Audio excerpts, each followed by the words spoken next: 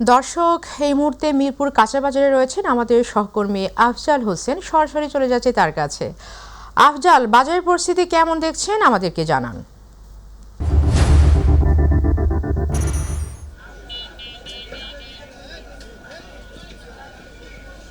শারমিন, কাঁচা বাজারে বিশেষ করে সবজির ব্যাপক সরবরাহ হয়েছে। আপনি জানেন শীতকালের এই সময়টা থেকেই সিজনাল যেই সবজিগুলো আছে সেগুলোর বাজারে ভরপুর হয়ে ওঠে এবং প্রতিটি সবজির দোকানে এখানে কাঁচামাল থরে থরে সাজানো রয়েছে।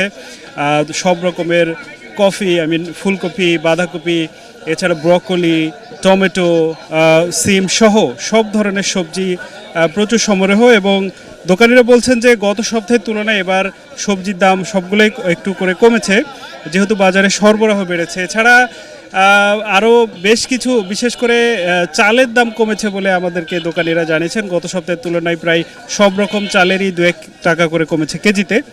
তবে বেড়েছে পেঁয়াজের দাম। গত শুক্রবারে যেই পেঁয়াজটা 100 টাকা 90 টাকার মধ্যে ছিল, আজকে সেই পেঁয়াজ 130 থেকে 140 টাকা উঠেছে। যদিও নতুন পেঁয়াজগুলো 100 টাকার আশেপাশে বিক্রয় হচ্ছে।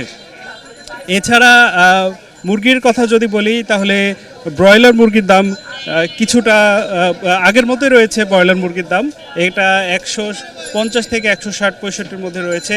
তবে দেশি মুরগির দাম 550 থেকে 600 টাকায় পৌঁছেছে। এছাড়া মাছ মাংসের দাম প্রায় অপরিবর্তিতই রয়েছে। তবে ক্রেতারা সন্তুষ্টি জানিয়েছেন সবজি দামে। বিশেষ করে এই সময়টা তারা নানা রকম টাটকা শাকসবজি কিনতে পারছেন, খেতে পারছেন এবং প্রায় সবগুলো সবজি সুলভ মূল্যের মধ্যেই রয়েছে। বিশেষ করে বিভিন্ন সাইজের কফিগুলা 40 থেকে 50 টাকার মধ্যে তারা পাচ্ছেন, যেগুলো বেশ বড় সাইজের। এছাড়া অন্যান্য সবজিগুলো একেবারে টাটকা অবস্থায় তারা ঢাকায় বসে পাচ্ছেন এবং তারা সবজির দাম নিয়ে মোটামুটি সন্তুষ্টি প্রকাশ করেছেন। শারমিন, এই ছিল মিরপুর কাঁচা বাজার থেকে সবশেষ।